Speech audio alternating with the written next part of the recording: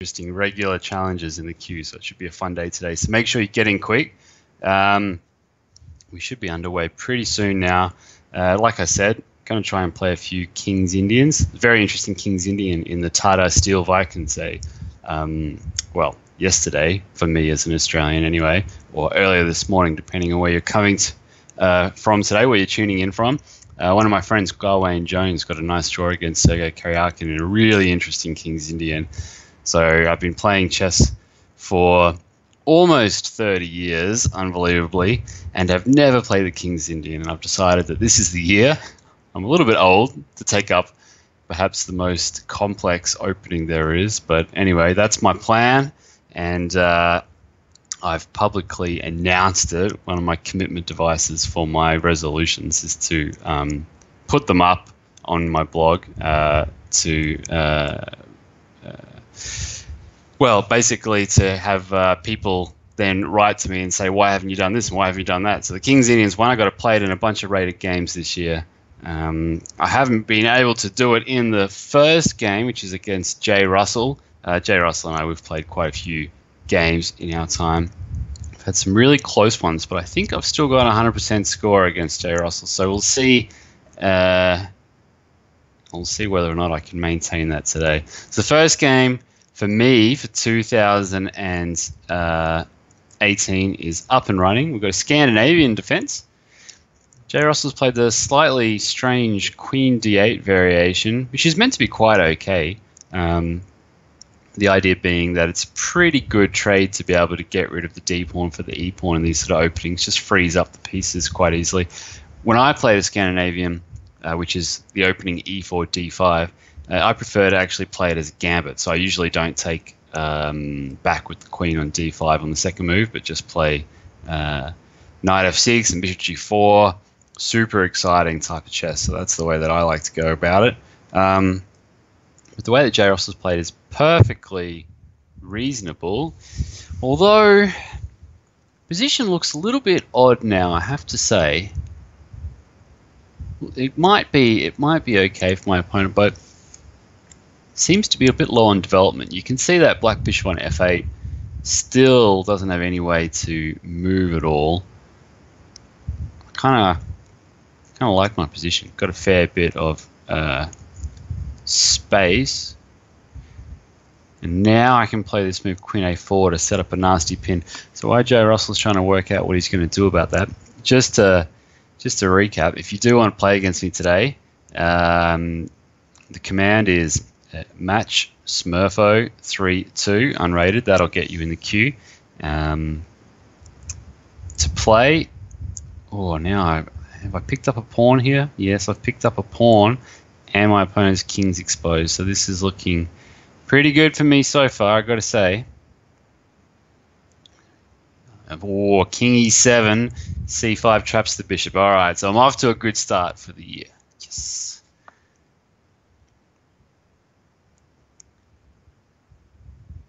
And if you've got any particular opening requests that you'd like in the games that we play, just let me know. Send me a quick message and I'll see what I can do about that.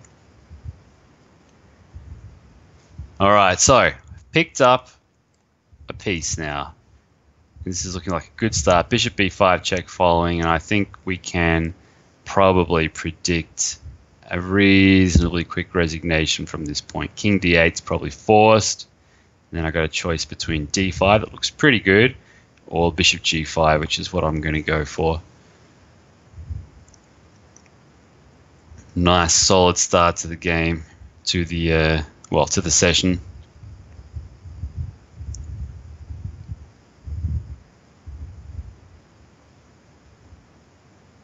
Looks reasonably comfortable. I could pick up that bishop on H5 now by playing bishop takes F6 and then queen takes H5, removing the defender, but this one looks even more convincing now. I think my opponent might call it quits after knight takes F6.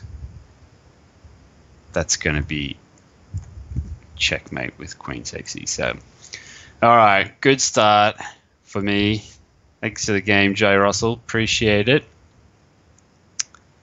Oh, really interesting queue today. I'm looking forward to some of these.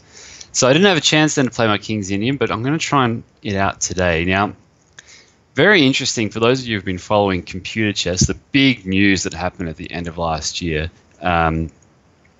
massive, really shook the core of the chess community, was Google's AlphaGo, this machine learning type algorithm that's completely dominated Stockfish in a match. Now, Stockfish is generally considered to be, well, arguably the strongest chess engine in the world.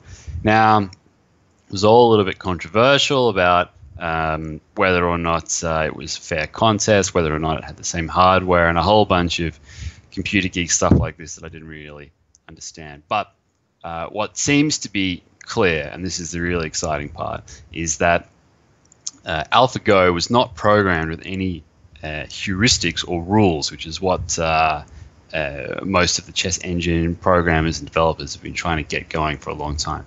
No, instead, it was all self-taught. It just played against itself over and over again in different games and got super duper strong.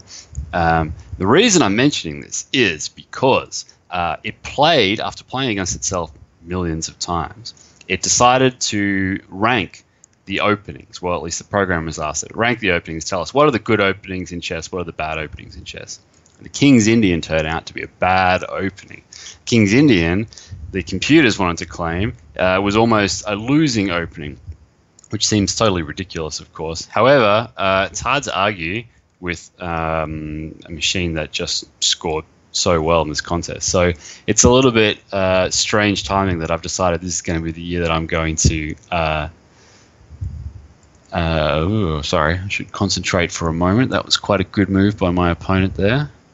How am I going to handle this b5? I think I don't want that knight to go to c4, so I'm going to try and keep it out. Yeah, so almost as a little bit of spite, I think, when I heard that the King's Indian, played by pretty much every world chess champion who's ever lived has played the King's Indian at some point in their repertoire. So when I found out that AlphaGo was saying King's Indian no good, I thought, well, as a little bit of a stick it to the computer, a little bit of a protest, I'm going to take it off. So this is going to be the year for it. Now, I've ended up in just getting back to the chess finally, I've ended up in a slightly King's Indian-like position here, it turns out, because I've got the bishop pair against my opponent's knight pair. We've got it through a Sicilian, so not even the first move is similar to a King's Indian, and yet the position looks quite similar to a King's Indian. Oh, I just played a bad move there by playing g3, allowing my opponent to play knight g4, which would have locked my bishop out of the game, but luckily for me, my opponent didn't see it. But yeah, so now we've got a really typical bishop versus knights battle on the board. Typically, if you've got the bishop pair, which is what I've got here, that means you want to open up the position as much as possible. So that's going to be basically my goal from now, is to open the position if I can. One thing is I want to get my rook into the game, preferably via the h-file. And so to do that, I will try to first defend my b5 pawn there with a6. Then we're going to play king e7, bring my rook to the g-file, and start hammering away at those weak pawns.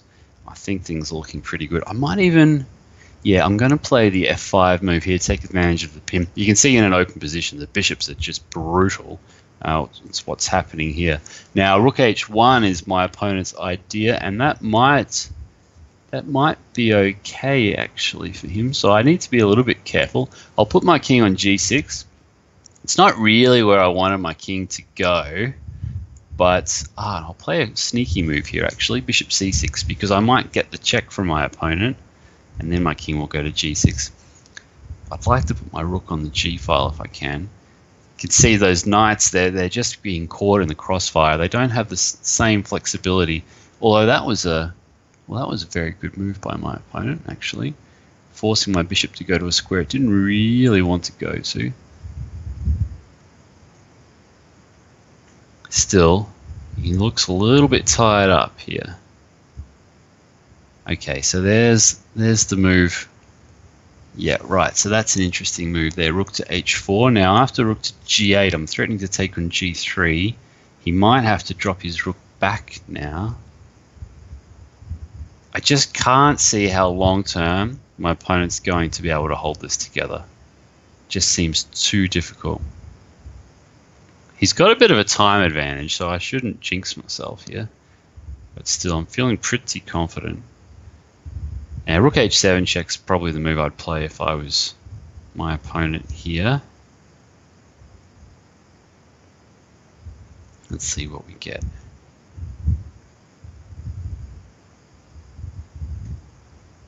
Oh, he's going to do a bit of a thing. I would do the rook check just to force my king back, and then, yeah, there we go. There's the rook check. That's probably a good move. Now, it's not clear what I'll do here. I might just repeat once until I can work out what to do. Ooh. Interesting, interesting. Not what I expected. Could be quite a good move, actually. Now he's threatening rook h6 check. Yeah, that's a good move. That's a very good move. I might have to. Ooh, this is going to be a little bit. It's going to be a little bit tricky now. There's a really interesting sacrifice here, but I just am not sure if it works or not. Ooh, I'm a bit lower on time than I thought. I better just move. I can't spend too much time on this. I'm just going to move. I don't think I've played this in the best way, because you can see I've given up my my beautiful bishop pair now, which is a real shame. And all I've got out of it is one lousy pawn. I would have really been hoping for more than that one pawn. So that's a shame. On the other hand, the position's looking quite good, so we'll see. A pawn's a pawn. I really think that I should have been able to get more out of that than I did. So I'm not very happy about this result now. And I'm a bit low on time, so this hasn't gone as well as I would have hoped for. I'm going to lose my a6 pawn. I'm not very happy about that either. Alright, so I better... Well, what's the best way? King f6 maybe. Oh, I allowed b4. That was a bit silly. Ooh, c3 I'm a little less worried about, but anyway. Take that guy off. And take that guy off. Oh, that's an interesting move by my opponent. I'm going to take that pawn off. What's my time situation? Not great, unfortunately. Not great. Do this one. And it's probably time to start pushing this guy now. 25 seconds, apparently. Alright. Should be winning for me now. Bring the king in. Wasn't that convincing, this game, to be honest. But anyway, I will take whatever I can get.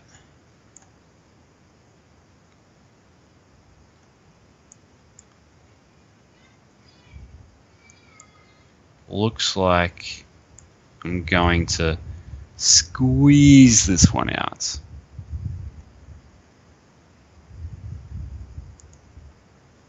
Here we go. I think I remember how this checkmate works. Oh, I got a bit close in the end. I probably spent too much time talking about computer chess, but I have to say I'm totally fascinated by computer chess at the moment. I never was before.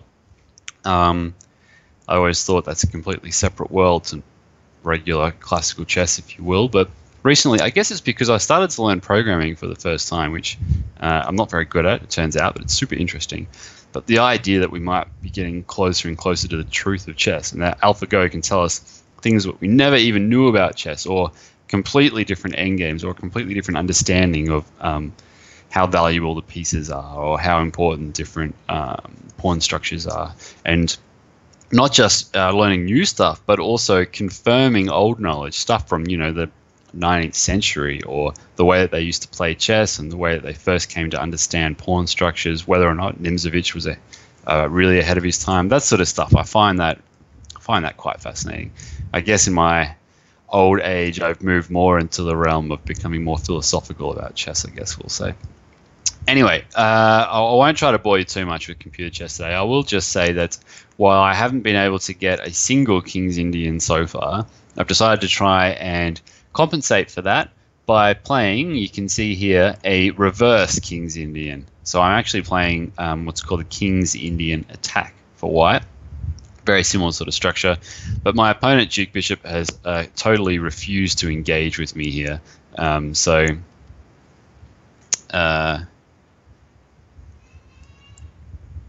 By not playing the move d5, we don't have that tension in the center that I would have really wanted.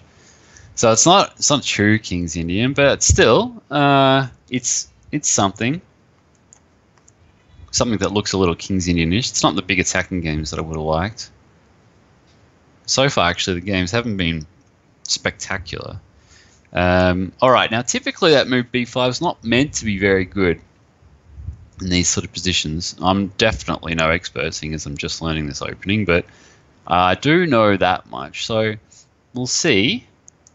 We'll see whether or not it's any good. The idea is that now that knight is hanging on c4, it's going to be very difficult to dislodge it. And that pawn on a7 is going to be a constant weakness. So it means that at some point I should be able to play the move e5 actually, and that should make a weakness on the c5 square as well as opening up my bishop on g2 for the long diagonal.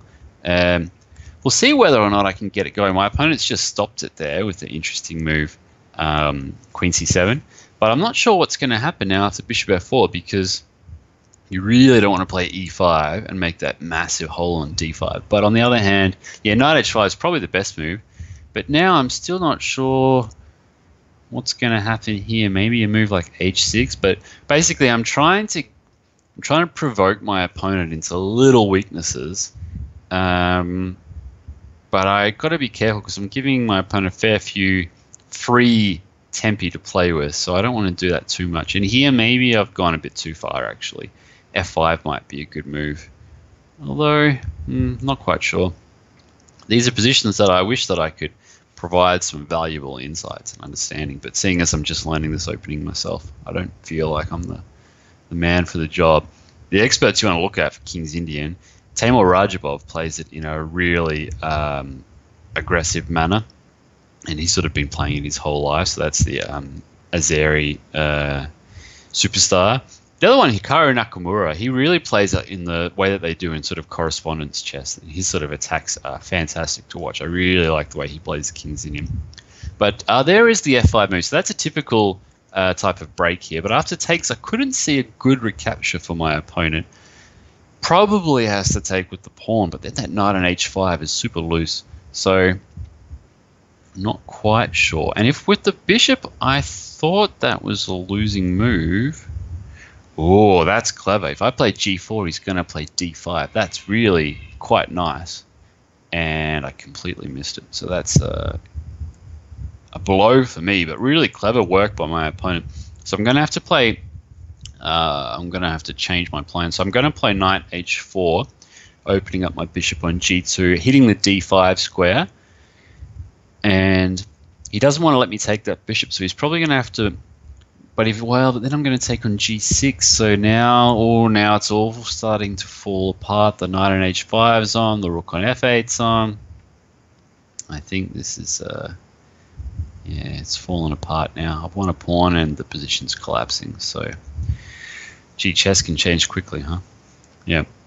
Anyway, as I was saying, so to learn the King's Indian, so I've started looking at, so Timur Rajabov and also Hikaru Nakamura are sort of the big guns for this opening. But I've also started looking at some of the older games. Normally I guess like a lot of chess players, like stick clear of the old stuff and sort of, we're a modern chess player. Let's look at the modern stuff. But particularly with the King's Indian, some of the understanding you need to know to be able to play the position, even if the theory has changed now. So the theory that these guys like David Bronstein or who else? The Botvinniks, the Tals, the Bobby Fishers. Even if Some of that theory has changed over time, as one would certainly expect. Bishop f4 looks like a good move here. The way that they play it, their understanding, I think you can really learn a lot from that. So I've started looking at some of these old books. One that I could heartily recommend is the book Zurich 1953. It's the name of the book. Seems a bit weird, but there was an interzonal tournament held in Zurich in 1953. It is the tournament book written by David Bronstein, perhaps the strongest ever player not to become world champion. Him and Morphy are sort of the two candidates for that dubious honor. And actually, there was probably about 30 to 40% of the games played. There are 150 games annotated, and probably about 30% of them are King's Indian. And it's just incredible to read the way that David Bronstein analyzes this stuff. You also learn a lot about Nimzo Indians in this book as well. Almost all the games were queen pawn openings. The top players in the world at the time were there. And, well, if anyone wants to brush up on their positional chess and just their understanding in general, I think it's actually Fabiano Caruana's favorite chess book, Zurich 1953. So that's a pretty good recommendation as well. And that's what I'm doing at the moment to try and learn the King's Indian. Sorry, I've been chatting like crazy and not focusing on the chess at all because things seem to be going pretty well for me here. So I haven't spent a lot of time discussing it. I've picked up the exchange. I've also got an extra 2 pawns, and now g5 was about to follow with complete demolition. So got a bit distracted there, but thanks to the game Duke Bishop. Bit unlucky about that knight h4 move. Turned out that f5 wasn't the best move after all. All right, so Nesmetanov 123. We have had some fantastic games in our time. Really fantastic. The claim by Nesmetanov is that the opening, the machine AlphaGo, he says anyway, actually assessed the Latvian gambit as an excellent winning opening. I'm not so sure about that. I don't remember reading that at all, but it's what's definitely true. He's been a bit. I'll give my opponent a bit of extra time there. What's definitely true is that my opponent Nesmetanov is the name of the famous player who sacrificed a queen in many cool games and also beat Tal, if I remember. Mikhail Tal, one of the great tacticians of our time. Nesmetanov has played the Latvian gambit, a completely dubious gambit that goes e4, e5, knight f3, f5. He's played it against me a bunch of times in Banter Blitz and always does really well out of it, like really, really well. So I'm actually trying to avoid it now because I'm just sick of getting rubbish positions against my opponent. And he's made the claim here in a chat to me that computers found the Latvian gambit to be sound. I'm almost certain that that's a joke. But the truth of the matter is that I really struggled to beat my opponent whenever he's played it against me. And I guess that, at the end of the day, is the most important thing. Okay, so what I'm going to try and do now is actually, we haven't got anything close to a King's Indian now. I have no idea even what this opening was. It started out as a c3 Sicilian. It's actually turned into a weird delayed Scandinavian that would normally happen from the moves e4, d5, e5, d4, which is in my book, by the way. But we've got something completely different from what we both expected. I do have the bishop pair again, which is quite interesting, I think. Now, do I want to? Probably I want to take that guy. Yeah, so I've got the bishop pair, but my opponent must be claiming that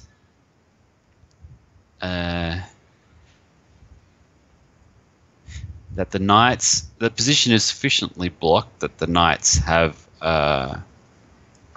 enough play. That's got to be the claim.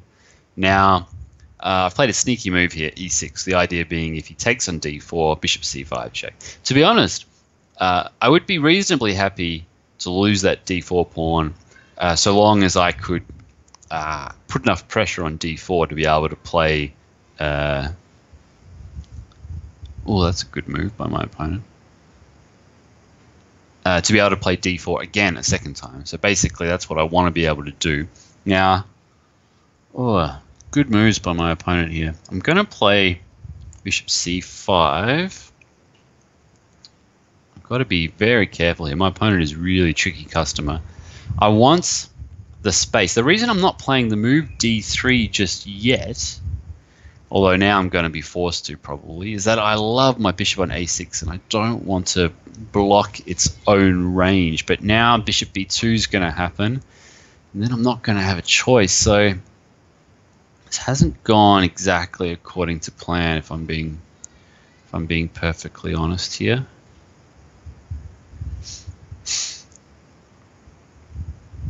How am I going to get around this?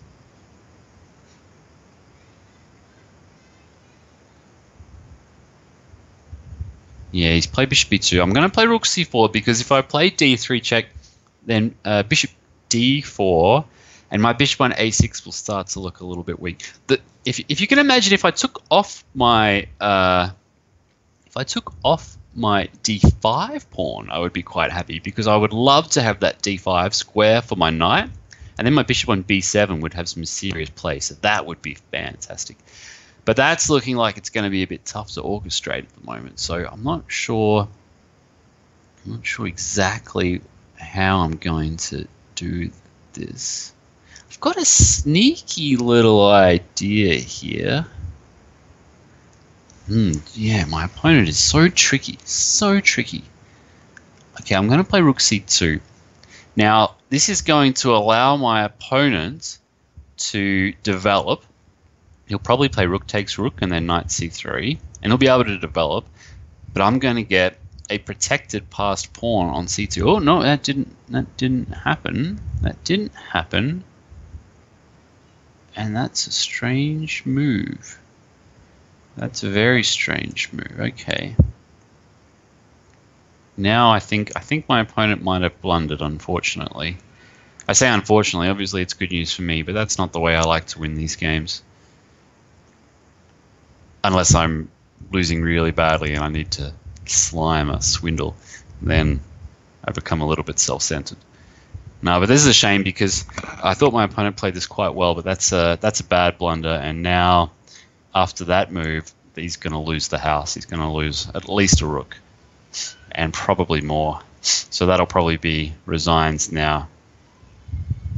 And that's unfortunate because I thought my opponent always plays very creatively. It's probably no coincidence that Nesmetanov123 has chosen that handle because Nesmetanov, well known for being one of the most creative players, one of the most creative unknown players, I guess, never gets mentioned in the books or anything like that.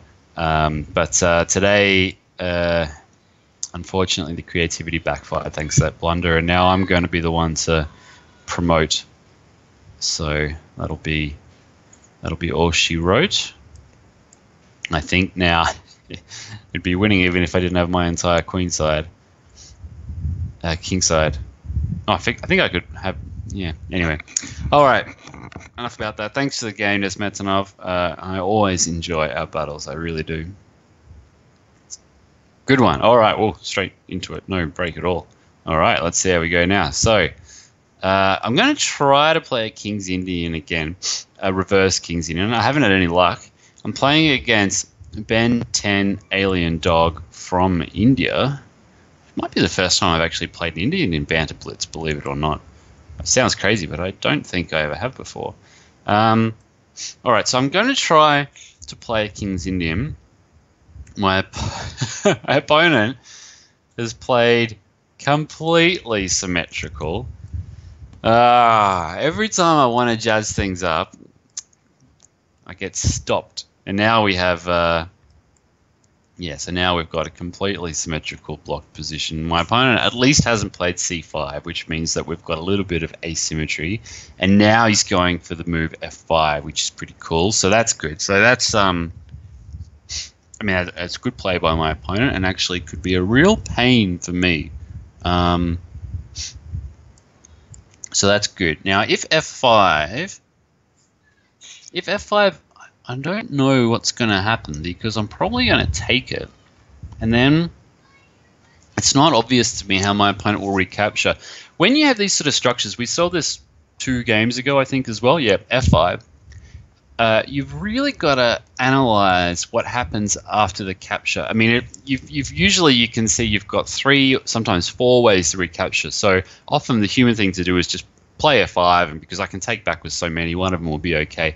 But you've really got to know in advance, if they take, what am I going to take back with? Because you can be surprised how often it happens that you don't have a convenient recapture.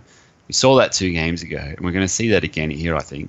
It's only now that my opponent thinks, oh, actually, I don't have a great recapture at all. Now, maybe everything's okay in this position because maybe he's going to be able to sacrifice a piece if I play the move G4, which is really the move that I want to play. So now, actually, I've got a real question. Do I play it or not? I'm kind of committed, so I think I'm going to play it. And he's probably going to, he's going to do the sacrifice. Of course, he's going to do the sacrifice. But I'm not sure that he thought about that in advance. It might be that it works out to be quite okay for him, but yeah, it's not something that I think he was, like I said, ready for in advance. Still, the position now is super dangerous because I know that I've done everything that's theoretically correct, but it's just a question of whether or not I can. Oh yeah, this is really tricky now. Actually, really tricky. I don't see. What am I going to do? No, this is tough. This is really tough. Serves me right, I guess. Can't see any move.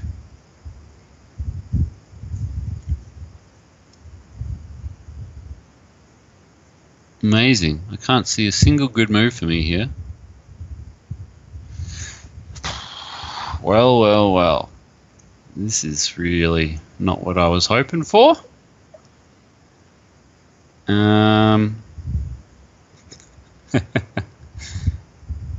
Okay. I can do this. Well, look, I couldn't actually see a single move to diffuse this pressure, so I'm playing a move that is moving one of my defensive pieces away from my king. It's unbelievable that I was so tied up, and still am.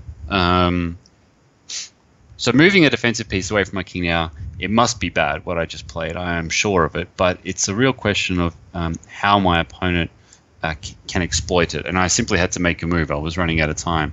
So I've just decided to say to my opponent, well, if there's a win there, you better find it. In the meantime, I'm just going to take stuff. And we'll see how we go. My opponent played an interesting move, e5 there. Very thematic to try and open up the e5 square now. Whoa, huge sacrifice.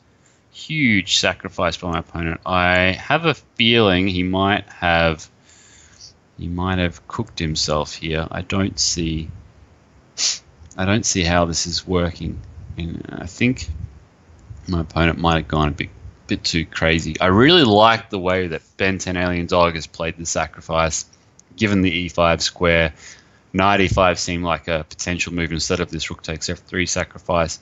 But even after I played knight takes c7, just moving the rook that I'm attacking on a8, just move it and then bring the other pieces in. I was so tied up. Now I think my opponent wanted to crash through straight away, and unfortunately for him, I don't see any continuation now. Queen h4 gets met by queen h3, and that's all she wrote. And now I'm a rook up, so I think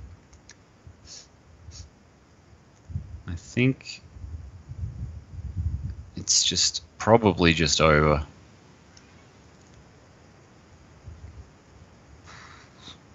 Yeah. But that was a little bit of a tense moment for me, though, because that sacrifice... Yeah. Well, I think there are... Whoa. Okay, my opponent's accidentally put his queen on freeze, so that's a bit of a sad end to the game. But there are two lessons that come out of that. The first is, well, like I said, in those positions when you play f5, even if you have lots of ways to recapture, the same for white if you play f4, you need to check beforehand what happens if they take. Check all checks and captures, as the saying goes. The second thing is that I should have checked in advance before I played g4 about what my next move would be, because when I played g4, forking the two minor pieces, it initiated a 4 sequence. Obviously, bishop takes g4, pawn takes g4, queen takes g4 was going to happen, and then it's my move.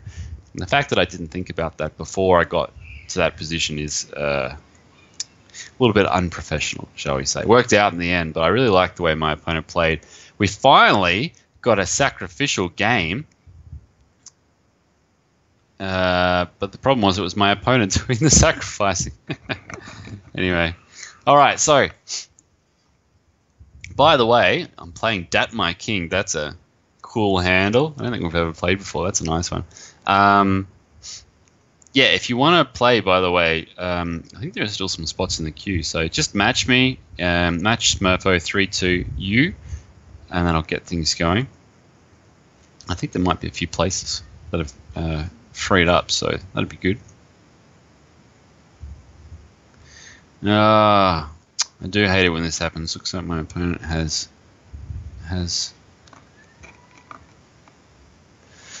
left the board, screen, whatever, watching a YouTube video. Can all happen. Going through last night's Tata Steel games, that might be an option. It's a very interesting field this year in Tata Steel, because normally you've got all the top guys, and then you got one or two bunnies, one or two fish who are going to get beaten up. But this year, it's actually sort of broken into two. You've got the old guard, the ones who always seem to play each other in these Grand Prix events all the time. So you've got Caruana, Kariakin, Carlson, Kramnik, Kanan. But then you've got a bunch of young guys, any of whom could be the bunny, or could do something special. So you've actually got the field sort of broken up into two a little bit. And it'll be interesting to see how they fare. Now, already Ho Yufan, unfortunately, is having a bit of a rough time of things.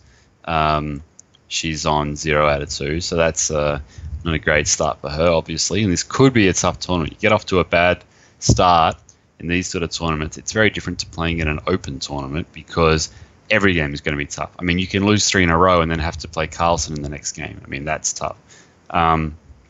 So she's got a very tough task ahead of her. But then other players like Gawain Jones, my friend, who's had sort of 2 calm draws, one against Kariakin and... no, Kariakin was his first round. So who did he play yesterday in the King's Indian? Who did he play? I can't remember who he played yesterday in the King's Indian. I thought it was Kariakin. Oh, anyway, I can't remember. But he's had 2 solid draws against 2 very strong players. So that'll be interesting. It'll also be interesting to see how Wei Yi handles things, and also Matlakov. So it's a very interesting tournament at the moment. It'll be good to see. All right, so now Cap 7-8 Red, getting back to interesting chess. We've played a bunch of games.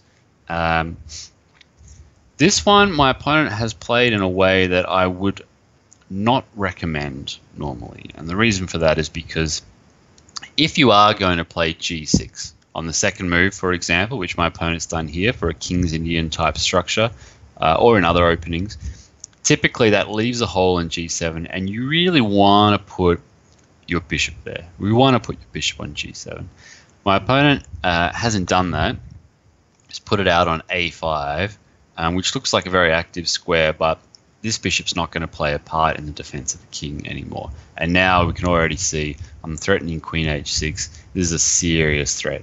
My opponent's move f5 actually allows me to win a queen for 3 pieces here by playing queen h6, pawn takes e4, knight g5, which is not what I want to do. But that's already on the cards here. So the position's already getting a little bit dangerous for my opponent. Now, queen h6 on this move is a huge threat. So my opponent really needs to play the move king g7. I think almost anything else is going to run into problems. Oh, no, maybe that one's all right as well, actually. Yeah, that's an interesting move. Didn't expect it, but it looks like it should be able to hold down the fort. I might try to just loosen up that king side a bit. All my pieces are facing in that direction. I don't know about my my opponent's last move there, because he's not going to be able to hold on to the f4 pawn.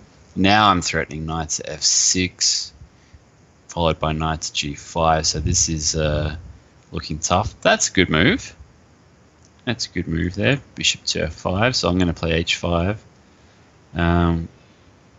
But my opponent's he's still a fair way behind on development, so it's hard to believe he's going to be able to survive this, but we'll see. I just could not resist but put my opponent's queen all the way back there. It just looks kind of comical to me. Now knight f6 check would be an interesting move here actually to consider, but instead I'll put that knight on g5 instead. Looks a bit more professional. And now, take with the rook, he'll play queen to f6. Still winning for me, but I think knight takes looks a bit nicer. I just love it how my opponent's queen is trapped on h8. I can't resist that. Oh, he's so close to a smothered mate here somewhere. What have we got? Queen to d6? Yeah, that'll probably do it. If that knight moves, then knight f6 check wins. Is there a way to defend it? Maybe rook to d8 might be the only move here. Yeah, there's rook to d8. Now I'll play bishop to c4. It's really uncomfortable. Cap 7-8 red, and we've had a few games. I would love rook e8 here. Rook e8 would just make my day if my opponent plays that. Oh, please, come on, that's going to be so nice. If he plays rook e8, I have this great move, queen takes d7. Oh, I would just love to be able to play that. Come on, come on, come on. He's having a big think.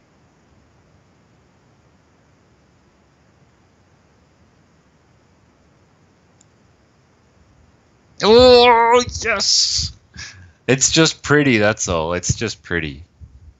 It's not a, it's a bit of a cheap tactic in some sense.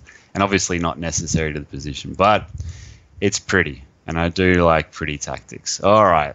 Nice little, yeah, one for the highlight reel that only I will watch, probably.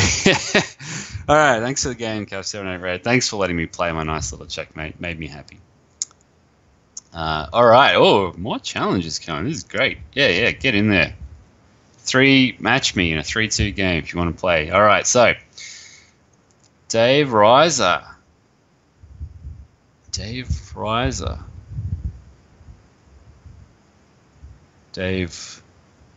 he needs to rise.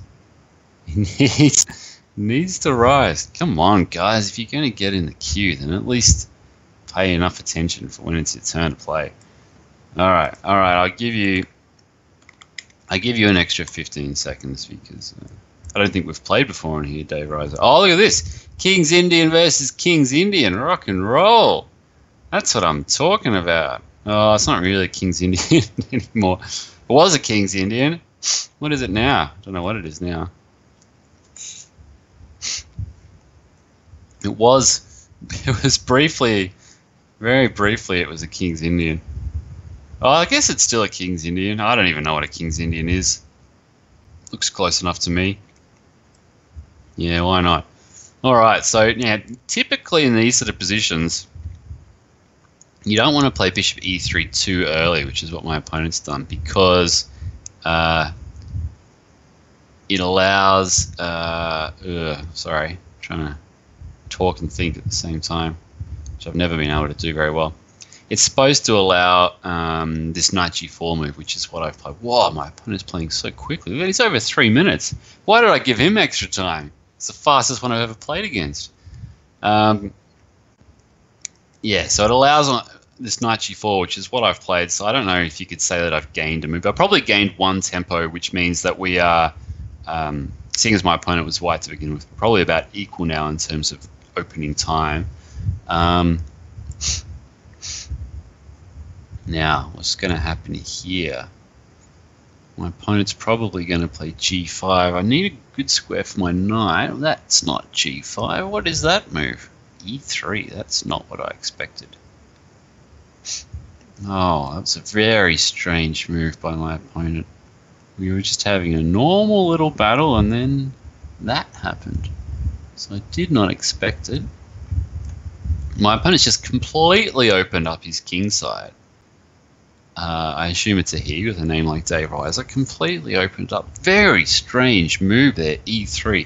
Why he didn't play g5 and just close it down, I have no idea. That was sort of the natural move, so to speak. Whereas now, I mean, it's yeah, I really didn't expect that. And now my opponent's in serious trouble. I think yeah, he's gonna struggle a lot now. Oh, I probably should have taken on e3 before I did that. Gives my opponent the chance to block things up with e4. Although my opponent, if anything, has showed himself not to be a person who likes to block things up, so we'll see. But now it's really all over, I think. I'm gonna take on f3. Either piece is probably winning. I'll take with the bishop. And now it's yeah, well, this is now over. Take on d4. Now there should be a pretty checkmate somewhere. I want a pretty checkmate. Where's my pretty checkmate? I can see checkmate in 5. It's not very pretty though. Where's my pretty checkmate?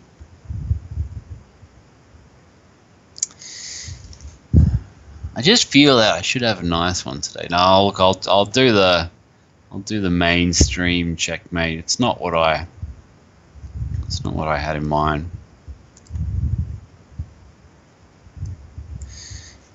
Oh, oops, that's not checkmate. It's not checkmate at all.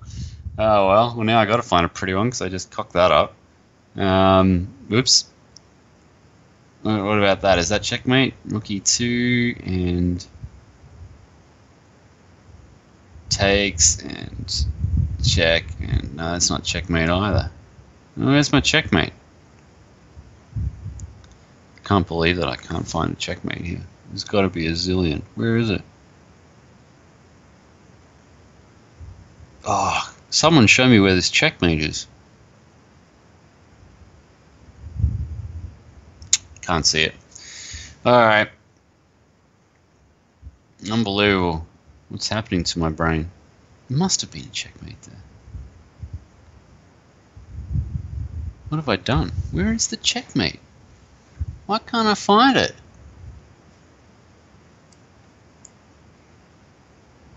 Almost running out of time here. Obviously the position is completely winning, but still. It's just phenomenal that I can't nut this out. Oh my god. Alright. I'm going to get there in the end, but it wasn't very convincing. I think I'm probably gonna manage to do this. I really don't want to put that game on a computer. There must have been a zillion checkmates there. How come I couldn't find it? Oh well. Thanks to the game, Dave Reiser. Oh, Ears is in the house. Excellent. Excellent. Can't be a 2018 Banter Blitz without Ears here. Alright, so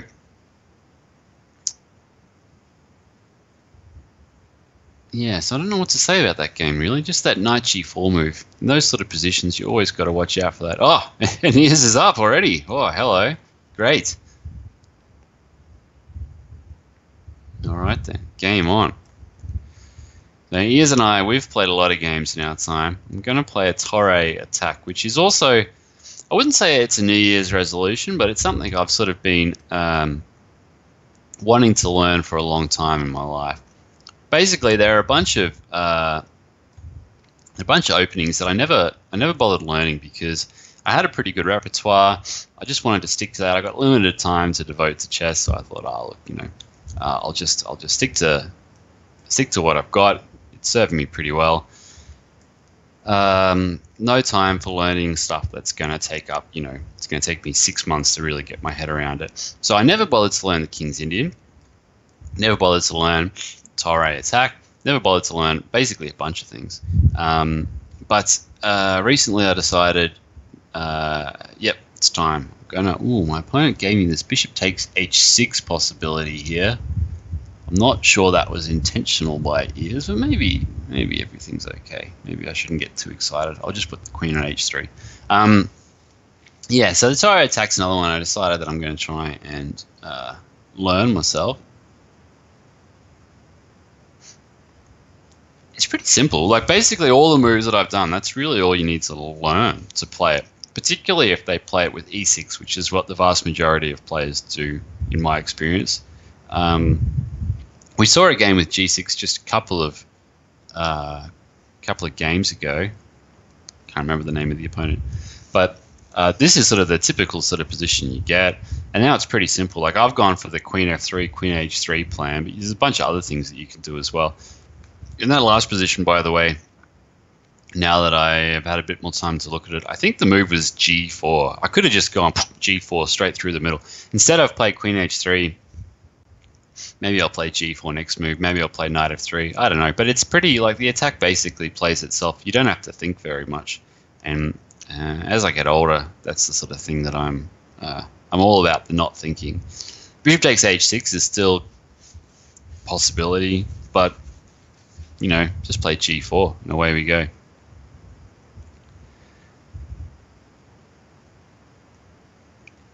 Yeah, it's a very... if you don't know what you're doing as black, you can see Ears has gone in for a minute think here.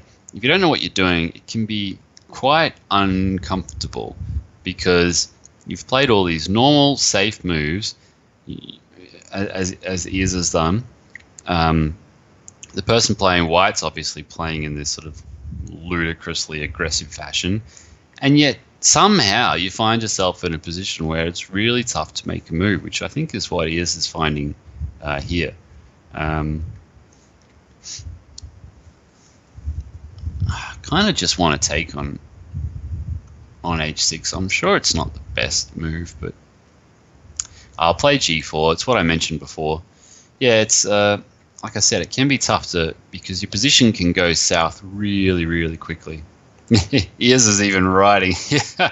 He's got no clue what's going on, and that's pretty much exactly what I'm saying. This sort of opening, it's just I've played a couple of games recently. I beat an FM a couple of weeks ago. My first time ever playing this opening. Played against an FM.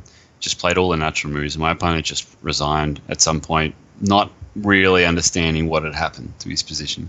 That's the beauty of this sort of opening, I've got to say. Having said all of that, Ears is playing reasonably well, I've got to say.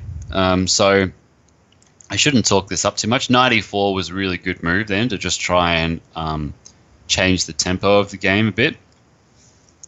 But now the problem is, so knight e4 is usually the way that black tries to diffuse the pressure. That's quite nasty coming from the bishop on d3.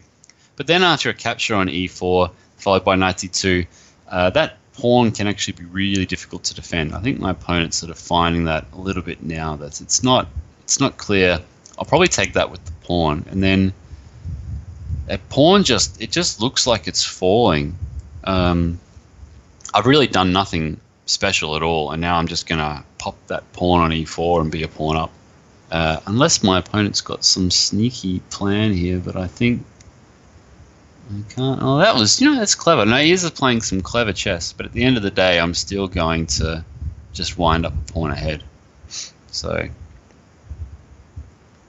it's good advertisement for the opening. In fact, what I'll do is I might actually give up that bishop because I want to get a good knight versus bad bishop type structure, particularly that d6 square. That looks like a nice square for my knight if I can get it in there.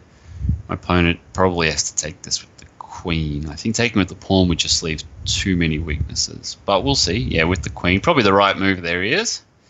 But now Yeah, so basically, I mean, I've spent no time in this game, essentially, just playing all the natural moves. I don't know why people, oh, unlucky is unlucky. Again, I don't like it when it happens via a blunder, but such is the way. But yeah, I'm really surprised that someone hasn't written a book or a good DVD series or something on the Torre attack. I tried to look at one recently. I don't want to disparage anyone, but I'll just say that it was not very good. It was a chess-based DVD on the Torre attack. I might even do one myself, to be honest. I'm not here trying to plug any of my existing work or future work, but it just feels like an opening that I think a lot of club players would really enjoy, and I wish that there was something out there for them. But anyway, that's enough talking about that. Thanks to the game ears. Yeah, look, you fell for what I think millions of chess players have fallen for in their life, which is the first time they play against the Torre attack, or one of the early times without knowing what you're doing, it can be painful. Yeah, so what can I say? Write a book on it. Yeah. I won't repeat what he has said, but I think he echoes these sentiments. All right, so the Brazilian Adrian LSP. I don't know why I decided to roll that R. It didn't sound very Brazilian at all. And I'm going to get a King's Indian. Oh, no, it's not quite a King. I mean, it's a King's Indian, but it's a King's Indian where my opponent sort of wussed out, as we'd say in Australia, has played a slightly wimpy type of system here. Shadowing the bishop on b2, or fianchettoing, someone told me recently, which is trying to blunt my bishop on g7, which is fine, but it doesn't lead to the typical sort of tactics that one wants in the King's Indian. I will take the center. At the very least, I will take the center. Got to take the center. And now I'll start to bring my pieces around for the typical King's Indian attack. So let's see. Ooh, that's an interesting move. Didn't expect that. I'll put the knight on h5 just to see how my opponent plans to follow that up. There is really, as far as I can tell, there is no justification for white to be going for a kingside attack in this position. So we'll see what happens here. I've decided to really just mess things up. I didn't play f5 because exactly what we're talking about in the last couple of games. After e takes f5, I couldn't see a nice recapture for me. Pawn takes would have allowed the move knight to g5, hitting my knight on h5 and the e6 square.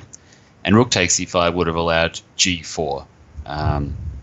So I don't know if you can follow all that, but basically I didn't want to, I didn't want to allow that sort of stuff. But luckily for me, things seem to have worked out quite well. Now, knight takes h4. The question is, does it run into knight takes h7? I don't think so. So I'll play knight takes h4. If knight takes h7, king takes h7. Oh, we're going to get this. Knight to f3. Bishop to f6. I think I'm winning a piece. Yeah, I think that's a piece. I don't see any way. He's one move too short. One move too short here. Some bishop c1, but then king to g7. If he could play king e2 and queen d2 in one move, maybe. Yeah, he's played bishop c1. I'm doing well predicting his moves today. And now king g7. Probably knight takes h4, bishop takes h4. Yeah, I think it's just lost. Can't see any yet. I predicted that one too. Queen d2 maybe, but then rook h8. Yeah, maybe pawn takes c6. I think it's just lost. King's Indian strikes again.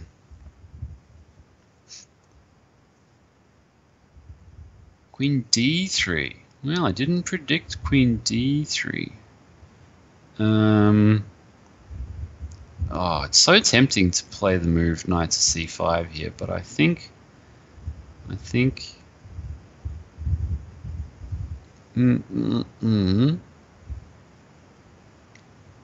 I think I'll just play the move rook to h8, actually. Knight c5, queen h3 also looked fine. I mean, it's all a piece up. It really shouldn't matter too much. But now knight c5 is more of a serious threat. The other threat is just to play bishop to g5. I mean, in these sort of positions, once you're up on material, you really just want to snuff out any last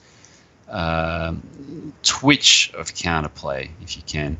One way to do that in this position would be just to play bishop to g5. Now, there are better moves for black. I'm sure a computer playing black would be playing moves like queen to f6 and so forth. But really, I mean, just snuff it out and let that be that. I think here, that's probably what I should be doing. Bishop g5 would actually lose a piece here, so I won't do that one. Good work, Dave. Almost messed that up. Bishop f6, though. That looks more like it. It's not entirely obvious. Well, I got heaps of time. I think, oh no, bishop f6, bishop h6 check. I just keep finding ways to lose this position. It's unbelievable.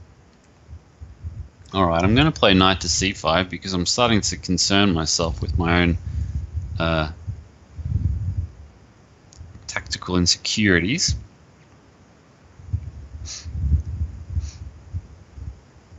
Yeah, so if bishop to g5, then he was going to swap twice on h8 and then play bishop takes g5, so that wasn't working. If I play bishop to f6, then bishop to h6 check is just a tiny bit annoying. So instead, I've just swapped off another set of pieces, but the main reason for this is because I really wanted to bring a rook to c8. Or in this case, maybe I'll put a queen on c8. But the point is that I want my rook on a8 to defend my other rook on h8, so I don't have to worry about any sneaky stuff happening there anymore. That's the main concern that I had. So now that that's sort of out of the question, I can sort of go back to normal again. So put that queen on f5, and that'll be game over. My opponent runs out of time towards the end. Thanks for the game, Adrian LSP. 4 years, little mouse slip at the end of the last game. That was a shame.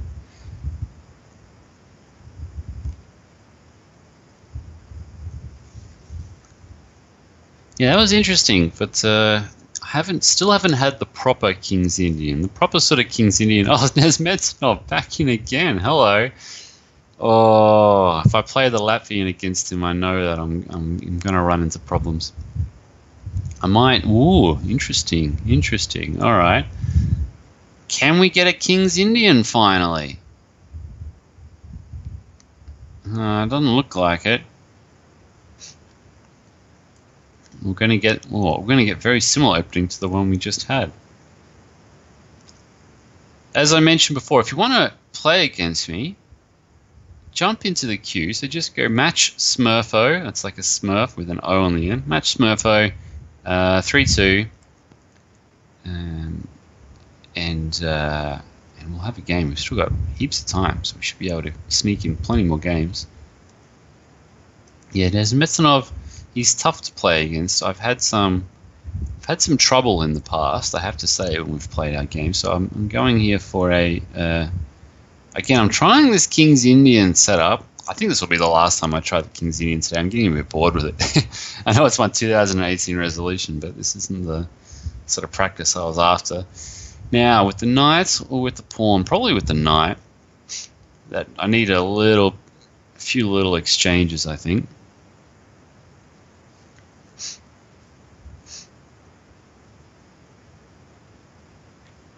Yeah, good play by my opponent, except that he's really left that e6 pawn weak. Super weak. Wow. Can I play knight takes e6 here? I think I can. I think I can play it. That's could be a big tactical blow here.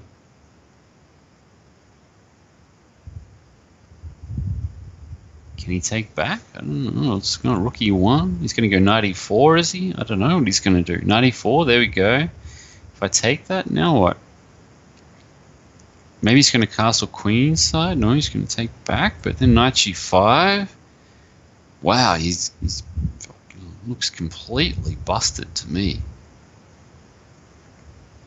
Can't see a single square for the queen.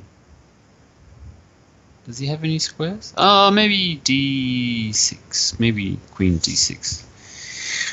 What is that? What is that move? I think, unfortunately, I think this is not Smerdon's game today. He's creative, but I think that was a bit of a tactical oversight. He's a rook down, a whole rook down, and now he's a rook and a pawn down.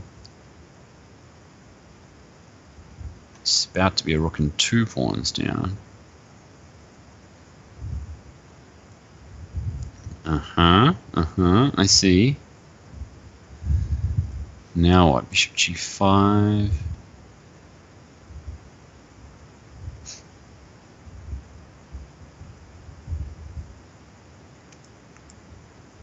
Yeah. It's not been Smerdon's day, I have to say. And we might see a resignation pretty soon, I would guess. There we go. There it is. Oh, tough game, tough game. Well, had a second bite at the cherry there. There's Smerdon. A few other ones in the queue now. If you're listening and you're thinking to yourself, "Oh, I don't want to play against Dave. He's just going to insult me." Generally, I'm pretty nice, but even if you do get insulted, well, you'll be famous on YouTube forevermore. And if you go look some of my past Banter Blitzes, I get beaten relatively frequently, actually. So there's always a chance to pick up a GM scalp when you play against me. So jump in the queue. Should I play one more King's Indian? Yeah, one more. Why not? It's a New Year's resolution. Let's try one more. Oh, 11, having a think. My Canadian friend. Pre-move, bishop g7. Here we go. Yeah, for some reason my opponents have not been willing to take on the King's Indian. Typically to take it on, what I mean is you're playing c4, d4, knight c3 and e4. You're getting that big pawn center. My opponents don't seem to want to do that against me. I don't really know why. And I mean, I guess because technically people want to avoid it at white because there is a lot of theory, but I've already made it clear to you guys that I'm just trying to learn it for the first time, so you shouldn't be scared of my theory. I don't know anything about it. So instead we've got this weird sort of weird position where I've got a space advantage, and now I've even got some targets to hit on the king side, so I'm pretty happy with how this has turned out.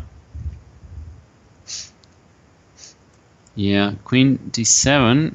11's now got a decision. Does he sacrifice the pawn on h3 by playing rook g1? I mean, it's a pretty weak pawn anyway. Well, he's decided to sacrifice it, but not in the way that I would have anticipated. Still, maybe not such a bad idea. And now rook g1. Yeah, that's pretty clever, I guess. That's pretty clever. I'll, what will I do? Put that knight on h7 maybe, and then might try and put my queen on f5. Yeah, my opponent's playing quite well now. Maybe I can play c5, pawn sacrifice. One of the key features of the King's Indian is how do you get that bishop on g7 into the game. It has a lot of potential energy. It's just a matter of finding a nice way to open things up. This seems to be a pretty good way now. Get that diagonal open. My opponent's probably done the right thing trying to close it down. Still, knight g4.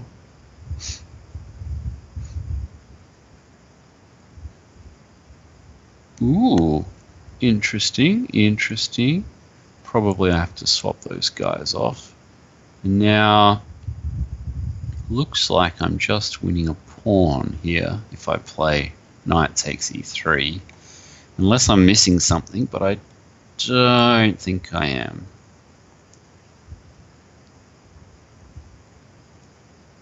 Looks like that's just a pawn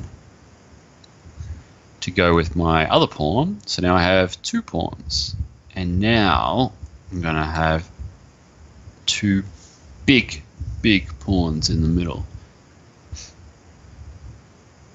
You're going to be pretty much unstoppable, I would guess.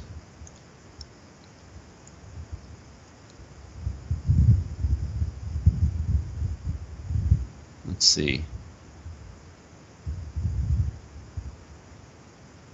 Yeah, 11 going into a bit of a think now. Can't see what his next move is going to be.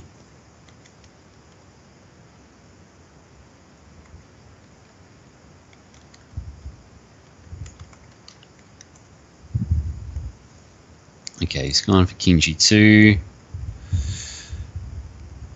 Or I can go e3 now, but I just love these pawns. I think I'm just gonna keep it all together. I can't see my opponent's pawns really causing me too many problems. So we'll see. But you can see I've already blocked them. And now in comes the knight. I guess he can go king to e3 and king to d4. Hard to believe I should be in trouble though. I'll go a6 and b5. Just break them up. There we go. There's the b5 move. I'll pick up his pawns, and that's I have a serious pawn chain now. It's clever. It's clever. And if I take that guy, I really feel like sacrificing something this game. I don't know what, but we'll see. I am pretty tempted to sacrifice the exchange.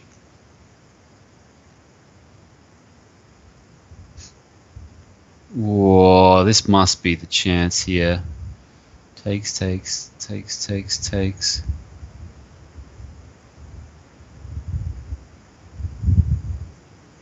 Yeah, let's do it. Let's get this sacrifice happening. Try to jazz up this game a little bit. I'm starting to drift. Big decision for my opponent. I think probably with the rook, but we'll see what he chooses. Yeah, there's the rook. Rook takes d5. And these guys are going to run down the board. Here we go. All the way.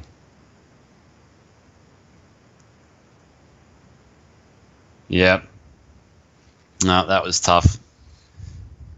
Thanks to the game, 11. I'm still not getting those kings in that I want. Maybe I'll try to play something else now. Thanks for the jazz. Nice one. All right, Monique 2005. Let's play e4. So in my earlier Banter Blitzes of 2016 in particular, I almost exclusively played e4. I've tried to change things a lot in recent years. Even there was one Banter Blitz where I played every single one of the 20 possible opening moves in a row, which was tough, super tough, particularly some of them. F3 was rubbish. So today, oh dear, what have I done? This doesn't look right. What have I done? Have I got myself in trouble already? What's going on here? Gee whiz, this doesn't look good. Knight c3 maybe? What have I done? Today I'm playing more d4s and knight f3s, these King's Indian type structures, and some torres, but here I'm trying out... Oh, this is absolute rubbish. What have I done to my position? What am I doing? Let's just castle. I'm going back to my old faithful e4, but Monique 2005 from the UK is after some cricket revenge, I assume. I'm a pawn down, but on the other hand, I'm never too worried as white if I lose a pawn but I'm up on development. Even if it happens accidentally, there's always, like, almost always you've got a fair bit of compensation for these sort of things. And so here it feels like I've got a lot of compensation, even though this was a complete accident falling into this.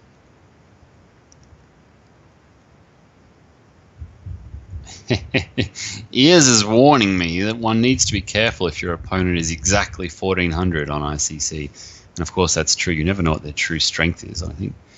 I have no idea what my opponent's true strength is, but then again, these days I have no idea what my own true strength is. So I've lost a pawn. On the other hand, as I said, I've got great development.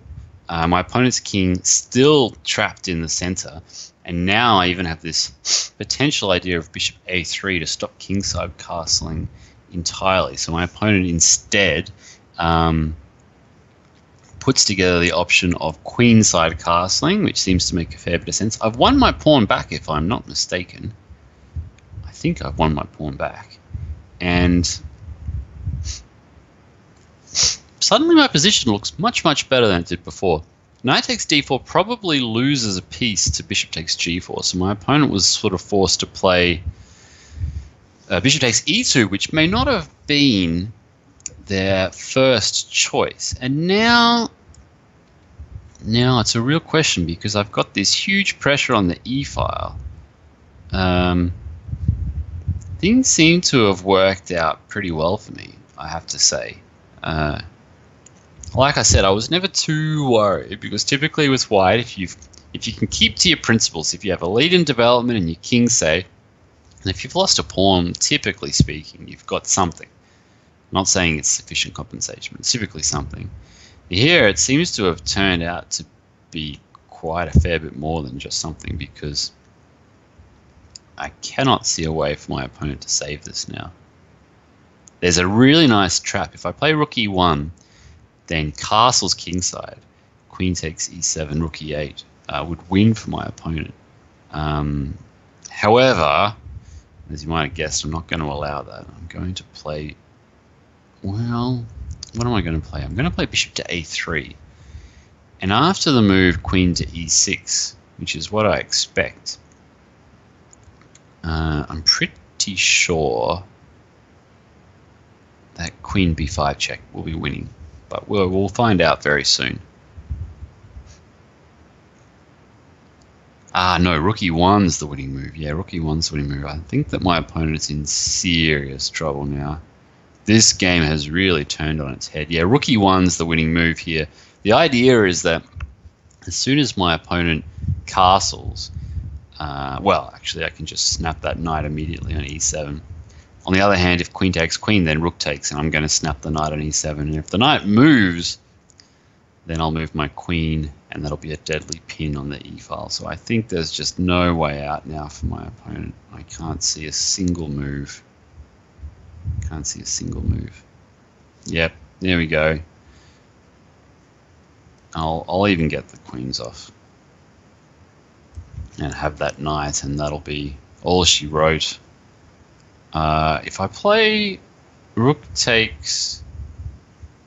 Can I play rook takes e6? I can't see why not, actually. I think I can just take everything. Rook e1. I think I've worked this out. And this should be pretty convincing. Now move the bishop. Unless there's even a... Is there something even more happening here? No, just bishop... I don't know. I can't calculate. Let's just get these rooks off and that'll be it. Well, okay, we can have the endgame, but I'm pretty sure I'm going to be able to win this one. Here we go. I've done this before. What now? Let's bring the king in.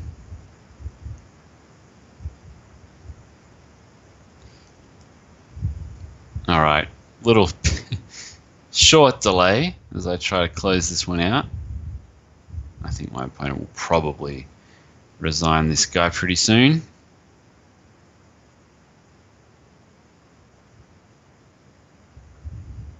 Yeah. Nice game, Monique. Kind of some bad luck there in a way. You picked up a pawn in the opening through a reasonably nice theoretical series of moves, but just so happened that I seem to have enough compensation to make things tricky. Anyway. So a successful e4 game, playing against Haiyan now. I'm on 100%. Guys, this doesn't happen very often. This is a big day for me. 100%. All right, so let's have a mainstream sort of Sicilian, or not. Fine. Bishop G4 then. Fine. No mainstream Sicilian for us. We've got, I don't know what we've got now. I think my opponent's actually played this quite well. I never really know how to play against these things. We've got some. I have no idea what I'd even call this opening. It's going to turn into some sort of Spanish type structure, I guess. I never really understand how to play these things.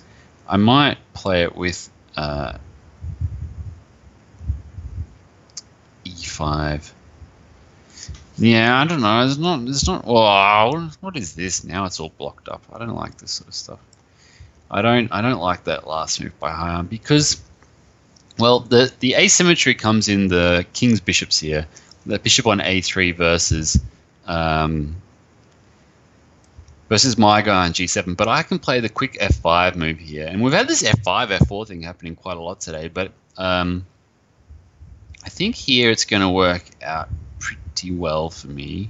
I hope. I might be wrong, you know, with these things I often am, but it seems to me that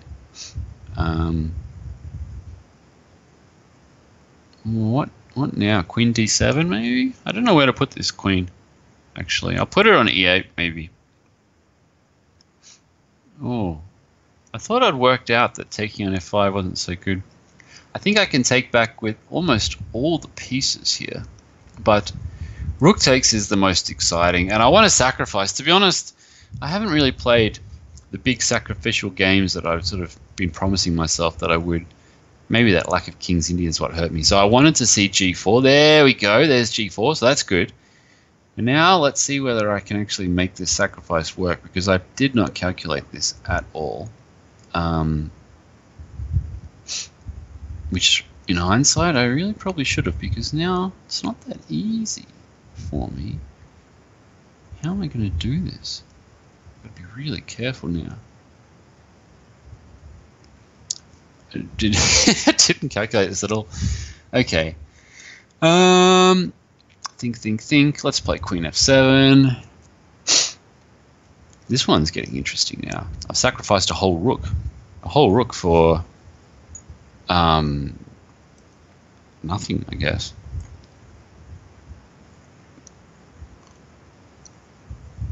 I mean, this is the sort of attack that I wanted to get from my King's Indians. And here, I mean, well, it's I have no idea what's going on. It can't be sound, but at least, just like in the last game, it's an accidental sacrifice in some sense. But it's the sort of thing that where I've ended up with tricky compensation. I'm sure a computer's just going to laugh at my sacrifice. I mean, I'm a whole rook down. But on the other hand, there is some tricky compensation in this position. Now, how am I going to exploit it? Can I exploit it?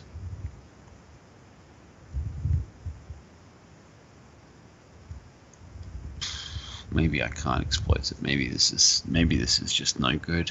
Is it just no good? Takes it here and check. Oh, I have no idea what I'm doing. No idea.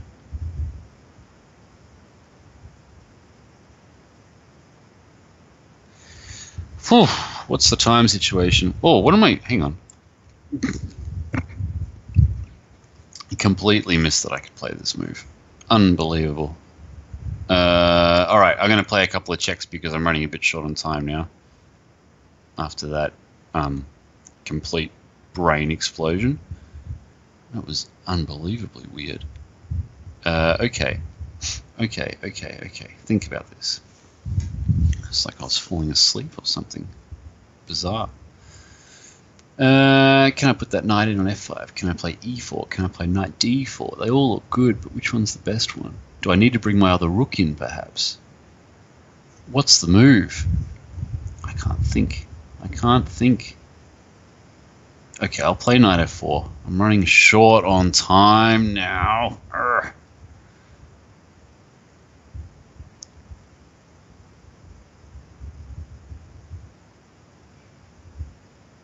What? Oh. 27 seconds. I don't know what's happened to me this game. Somehow everything's gone wrong. Ears says calculations, schmalculation. Well, I can definitely get on board with that sentiment today. What am I down on material now? Probably still a fair bit. Queen takes pawn. 23 seconds. I am down by... Oh, I'm running short on time. 21 seconds.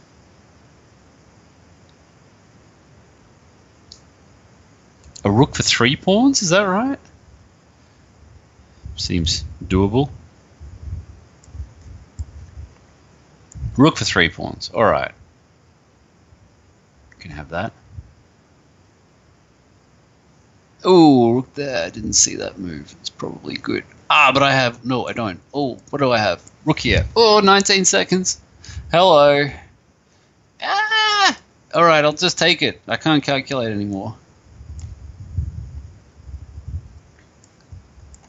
20 seconds. That's something. Oh, you've given me another pawn. How many pawns have I got? Jeez, I got a lot of pawns. I think I have a lot of pawns.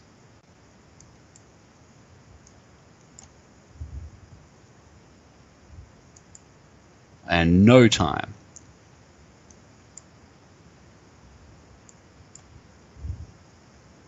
Really no time. Okay, 28 seconds now. That's a bit better. I think that guy's almost running away now. Oh, he's home. I think I managed to slime this one out. 30 seconds. Ah, what has he got? Oh, he had king f1 and bishop e4 there, but he didn't do it. And I'm going to do this. I'm going to do it. I did not deserve this game, but I'm going to get it. I'm going to get it. Unbelievable.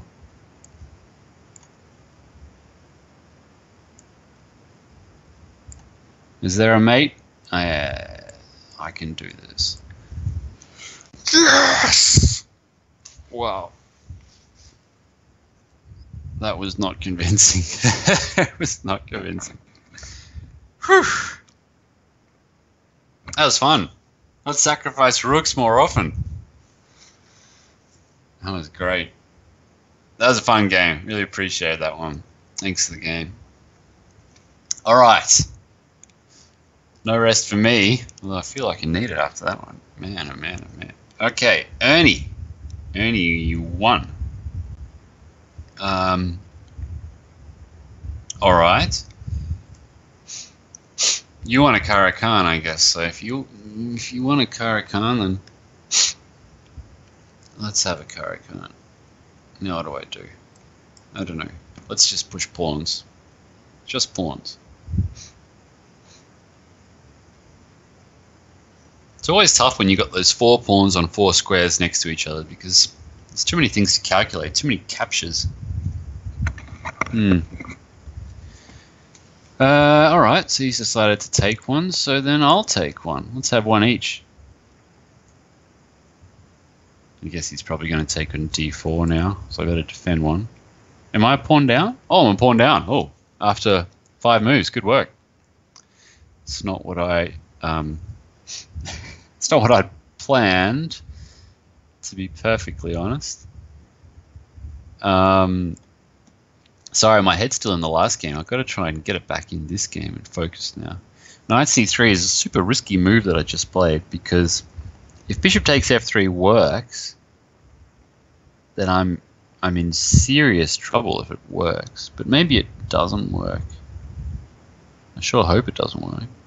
Well, anyway, we don't have it, so Not worth me worrying about it anymore.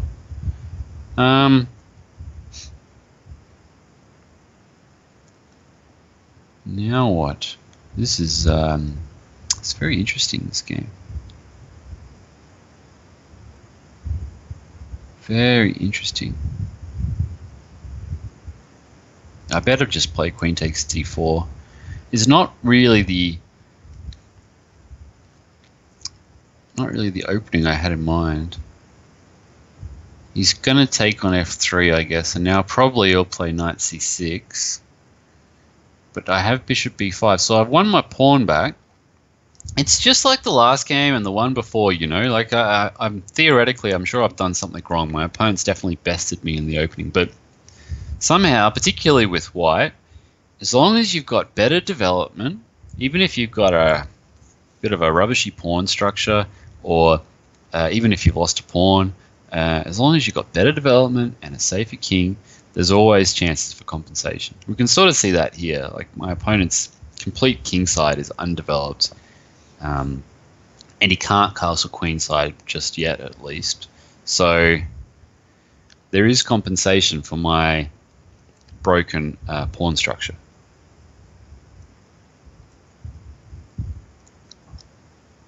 So I'm not actually too worried about moves like that, because where do I put it? C4 maybe. Yeah, I'm not too worried because now my opponent definitely can't castle queenside. And even though the queenside looks more exposed than the kingside, my opponent's just so far away from castling on the kingside that queenside looks like the safer option. And now I'm threatening this typical theme of e6 to really lock down the development of black's pieces, and in particular that f8 bishop.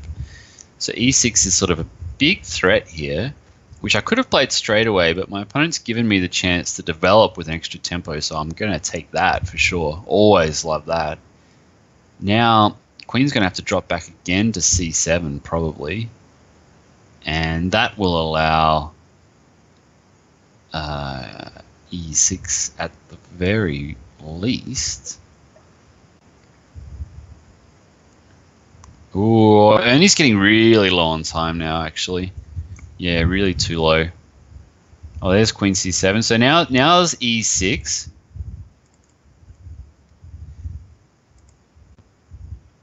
And this is tough now. I don't see a move, actually. This has worked out pretty well for me. You can see, like, I'm pretty much developed. There's no real reason to even move my king, except that, of course, it would be nice if I could put a rook on the e file, but this is it's kind of a dream position. So it'd be really embarrassing if I mess it up now. If I had a rook on the e file, that would just make my position just that little bit nicer. But I shouldn't complain too much. Can't work out whether I want to take on e6 or not. To be honest, I don't really want to. Don't even want to castle. What do I do? I'm a bit stuck, actually. Not sure on the best move. I'll just play rook c1 because it's obviously a useful move, and I can't quite work out what my best move was, and I don't want my opponent to have too much time on my thinking time to work out what to do. So now my opponent's got to think. He's played a6. Yeah, that's probably good. He's probably going to take with the queen here. And I was tempted just to do what I'm going to do here. I'm actually just going to play it like an endgame, which might seem a little bit strange, but it's a very tough position for my opponent now. Very weak pawns everywhere, weak pawns. So I've got a lasting advantage in the endgame. My opponent, yeah, he's lost on time, but I think it's probably lost because I'm going to win a6, c6, and e6. So, yeah. Probably going to win through. All right. Get forked. Classic handle name. Classic handle name. Get forked. from Australia. Oh, that's nice. It's nice to finish off playing against Australian because indeed this is the last game for Banter Blitz for today. We've just discovered. So an Australian to finish, get forked. I'm playing some rubbish, complete rubbish. I am playing, I think it's called the Gurgendies. I'm not actually quite sure. I think that's what it's called. Can't be a particularly good opening, but I've had people play it against me before, and I've always found it just a tiny bit tricky. So I thought, why not play something a little bit weird to finish, particularly after the last couple of games have been a bit more exciting than the first couple. I thought, why not give it a go? The Gurgendies, or Gurgenditsa, I think the name is Gurgenditsa. I think it's an Armenian guy. I'm not quite sure. I'm really, really bad with this sort of stuff. I should know. But anyway, the point of the opening is just to give yourself huge dark squared weaknesses, to be honest, but to try and create some sort of weird structure, like it's a hybrid between a Karakan and a Pietz, basically, or a modern defense. By putting pawns on white squares. Normally, if you play G6, you want to control the dark squares, then by playing D6 and E5. Here, you've created first the dark square weaknesses of G6, and then you create more of them afterwards. So it's a very odd opening. Gurgenditsa, I have no idea how to say it. If anyone knows the history, you must know better than me. I have no idea. But here, so far so good, to be honest. I think this seems to have worked out pretty well for me. I don't know. I mean, like I said, I don't really know this sort of stuff, but I think I won't castle this game.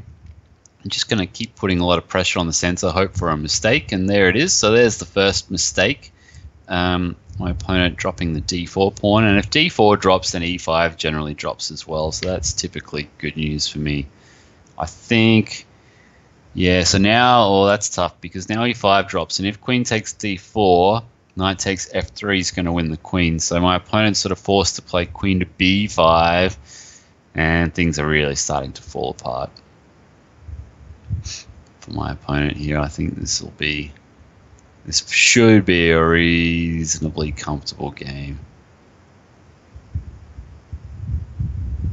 He's gone, what's he done now? He's gone back there. Yeah, why not? All right, so D3. Let's keep pushing forward.